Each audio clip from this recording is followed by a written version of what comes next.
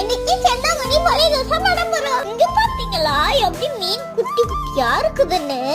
தூசி இருக்கும், அதை சலிச்சு எடுத்துக்கலாம். கடாயில எண்ணெய் ஊத்தி கடல் பருப்பு, ஜீரகம், மிளகு, முரத்தல், கருவேப்பிலை போட்டு நல்லா வறுத்துக்குங்க.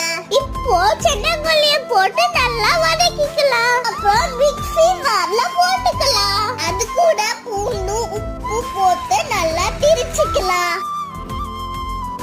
தோசை கல்ல எண்ணெய் தடவி மாவு ஊத்திக்கலாம். தோசை மேல பொடிய தூவிக்கலாம்.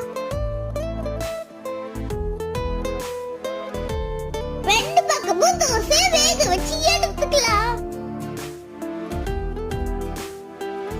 சூப்பரான சென்னாங்குன்னி பொடி தோசை ரெடி ஆயிடுச்சு. இந்த பொடியில எண்ணெய் ஊத்தி தோசை வச்சு சாப்பிட்டுக்கலாம்.